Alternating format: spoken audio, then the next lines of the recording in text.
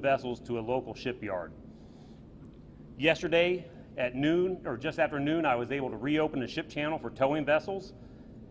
And then this morning, we were able to open the ship channel for deep draft ships with assist tug only, with the objective to minimize their wake in the area where salvage operations are being conducted. I'll turn it over to the state on-scene coordinator.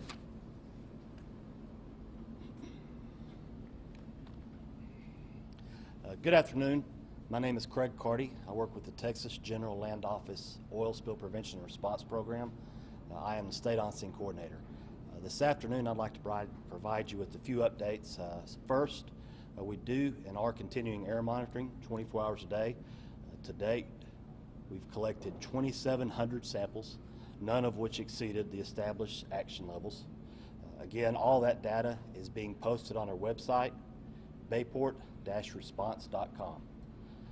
Second, the Texas Department of State Health Services, out of an abundance of caution, has temporarily closed oyster harvesting for private leases in Galveston Bay.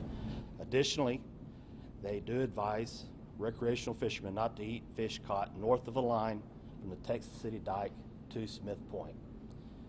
Finally, we have received some reports of wildlife impacts, specifically 2 dead seagulls located near the source of the incident, 1 dead raccoon in the vicinity of Kemah, and some dead fish at one spot along the west shoreline of Galveston Bay. Our wildlife rehabilitation teams are currently responding to those reports. And we do encourage, if anyone does observe injured or dead wildlife, to call our wildlife hotline, 979-215-8835. Thank you.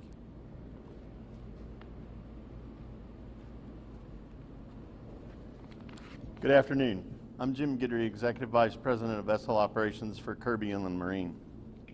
We are continuing to clean up operations and are recovering cargo that has made landfall on the western side of the bay. We have the salvage equipment on scene and have begun the lightering of the damaged barge today.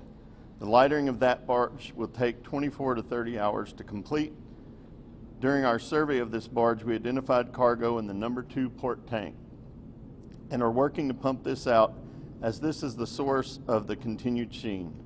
Once this cargo is lightered, the sheening from the barge will stop. The capsized barge is more of a challenging situation, as we will have to penetrate the exterior hull and the interior hull, as this is a double-skin barge. Marine salvage experts have prepared a plan and are gathering the tools and machinery to implement the plan. We estimate it will take 36 to 48 hours of lightering to complete the transfer of this cargo. We currently have 393 responders in the field working to mitigate the impacts and clean up the spill. We've deployed 19,550 feet of boom, and that boom is deployed to deflect and protect the shoreline and the sensitive areas as identified in the area contingency plan.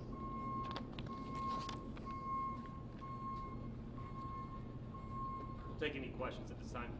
If I could ask a question about how much has been recovered from the water of the performance. We don't have a exact number right now, but we'll provide that number by the end of the day on the amount of oil and water mixture that's been recovered.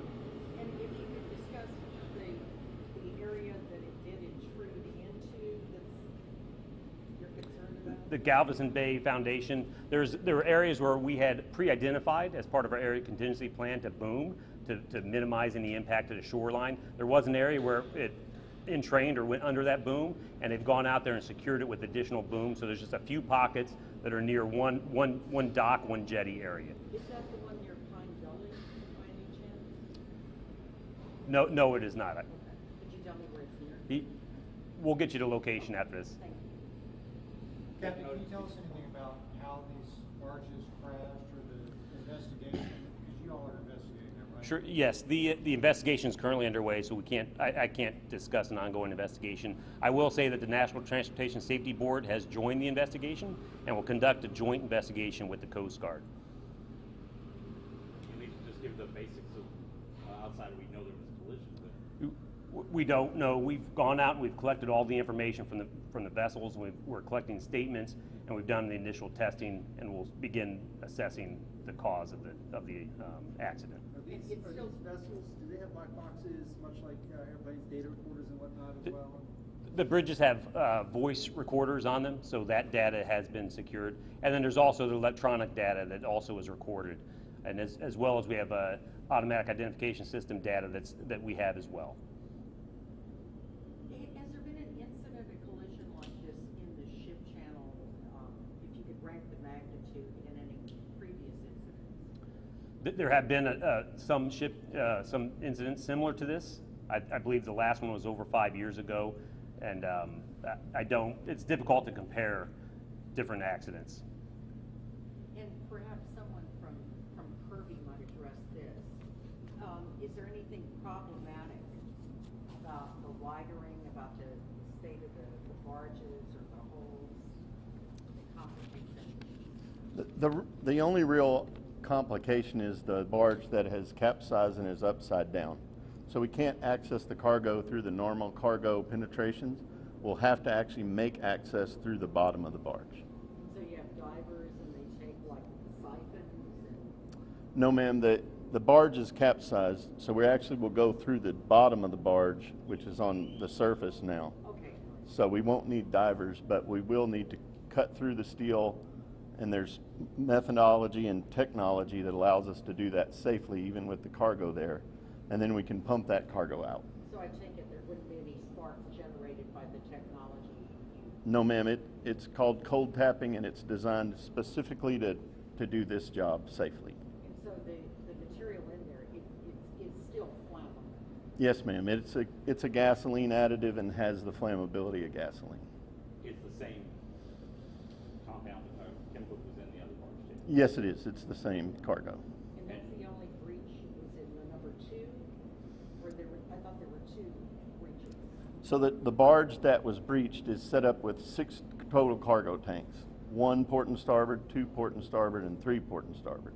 The ship came in through the 2 starboard, and as she came in, she demolished the bulkhead between 2 port and starboard, opened it up, and so cargo leaked around it. But some cargo was trapped in there, and it's continuing to leak, and the only way to stop it is to pump it out. It was estimated, what was it, 25,000 barrels? Was the total capacity of each barge. And about 10,000 leaked? We estimated that the total content of 2 port and starboard were lost, which would have come to about 9,000 barrels. But we now know there's still some cargo in 2 ports, so it's just under 9,000 barrels. So you think 48 hours? Yes, ma'am. I think it would take at least 36 to 48 hours because we use smaller holes and pipes and pumps than the normal cargo mover on the barge. How concerned are you about incidents like this? Well, we're always concerned about incidents like this, and I think the whole industry works together to prevent them, and we'll all learn from this incident and make the ship channel safer. We have some wildlife that was found. Has there been any causation that's directly tied to this, or just reports now being investigated? Just reports now. Our teams are actually on their way out there now to recover that wildlife. Do you think that will build, I'm sorry, do you think that will build as the days go on? What would build? Well, you've had, what, dead raccoon, 2 dead seagulls, and some fish killed. So I was wondering, do you think those numbers will continue to build? There is a possibility, but I don't know. Given the recent incidents that have happened here, though, just overall, this much chemicals, ITC fire, the general everyday leakages that may happen in there, is there a general concern about the health of the bay and the health of the tributaries and the like around that area right now? I think those are things that we're trying to address now and look into. Again, our primary focus is to respond to the spill, get it cleaned up as quickly and as efficiently and as safely as possible. We know that some residents are being contacted. Can you tell me what agency is doing that, who's in charge of that? What you're telling people that live out there on the Bayport Channel? Yeah, The residents that were being contacted were the folks that had the oil right in front of their homes. And so we went to them and gained permission to access their property to clean it up. What are you telling them? We're just asking for permission to move the cargo off their property, collect it with the skimmers, and we're telling them the same thing we're telling everybody. It's a gasoline blend additive. It shouldn't, in the concentrations and the monitoring that we've done, we've not seen any levels that cause us concern for people's health. Okay, so you haven't told them to stay out of the water, don't fish off the backyard, stuff like that? You know, Yes, we've absolutely told them, do not contact the cargo, stay out of the cargo in the water, and don't fish has been ordered by the Texas Department of Health. and how long should they do that? I think that's yet to be determined. If we talk about saying, oh, no health effects, you're talking long term, because folks are complaining about being nauseated from you're talking more of the chronic, you're talking about those health issues, not the acute that are happening, because folks are reporting illness because overwhelmed by the smell and the like. You talk Right. along those lines when you take that, because folks get confused when you hear that definition saying, oh, there's not going to be any health effects, but they're feeling the effects right now. I wonder if you could clarify that. Sure.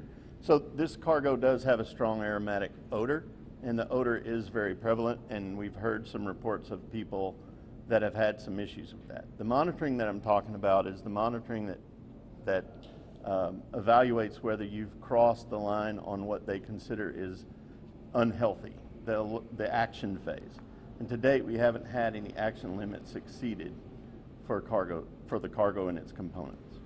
More of a plain speak, though, because folks, when they're watching this live or whatever, they hear that actionable. You're talking about long-term health. Right, talking about long-term health effects.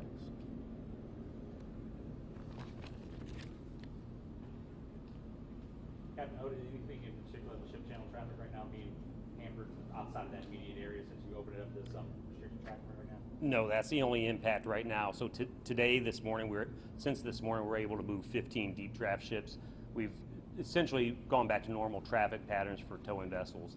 So with the reduced, we've evaluated it all morning, and I would anticipate that we're going to continue to move ships even through the night, as long as we assess by the salvers on scene that there's no impact or concern with really the concern is the wake and the movement of the water. Those that aren't familiar with the Houston Ship Channel, it's it's 530 feet wide, 45 feet deep, and they move a lot of water, so that wake pushes up onto and into the more shallow area, and that's the concern, especially with the capsized barge. So as long as we see that there's no movement in the vessel and no risk, we'll continue to move the ships. And the capsized vessel, how is it secured? Is it secured in place somehow?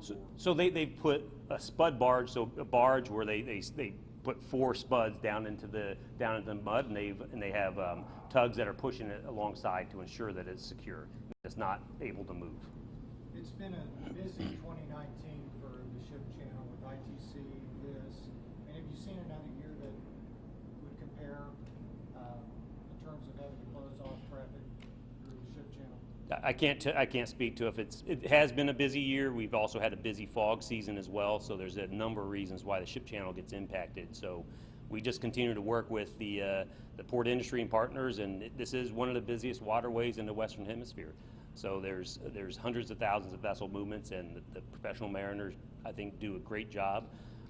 And this is an accident we're going to investigate to understand what happened and learn from this accident. Is there, for someone unfamiliar with these big ships, is there a speed limit that they normally follow when they're coming in, and is there a speed limit that you have now since this incident happened? There are no specified speed limits. There are state pilots that are on board any ship, foreign ship that's trading here, and then there are also master mariners that are on the towing vessels as well. So they're responsible for navigating at safe speeds. And their goal now, though, is to keep a low weight. For now, that's right. So they have a tug that's on the stern of the ship to slow it down. So these ships are so large, a couple miles out, they will have to actually start slowing down, and then they have a tug that's there on scene to actually help them to slow down to bear steerage as they transit through the area where the salvage is happening. And Kevin, real quick, can you do a real quick recap of Friday afternoon? That's the ships involved, partners involved, and the like. Sure. So Friday afternoon at 3:50, the tank vessel Genesis River collided with the towing vessel Voyager that was pushing 2 barges. Each barge was carrying 25,000 barrels of Reformate. It's a gasoline blend stock.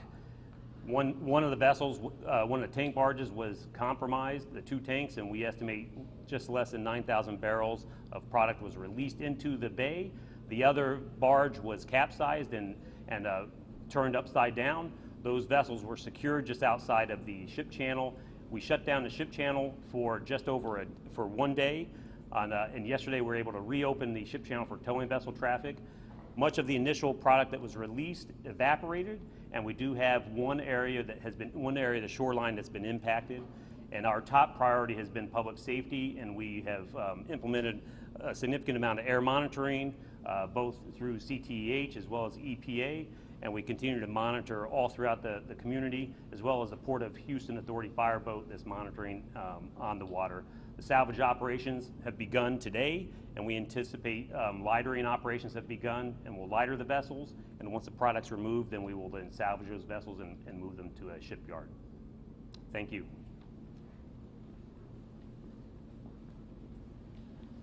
Well, thank you, ladies and gentlemen, for coming out today. As I said at the outset, the members of the Joint Information Center, Petty Officer Wargo, myself, and Mr. Bierman will be standing by. If you have any additional questions or concerns, we'll be happy to address those. And again, I would encourage you to keep track of the website, bayport-response.com. We hope to be getting some photographs of today's operations up there for you very quickly. Thank you. We do have 3 separate documents to hand out. One relates to the safety zone, one relates to health, one's an overarching press release, gives you a status report, and there's also a visual of the where we are with the current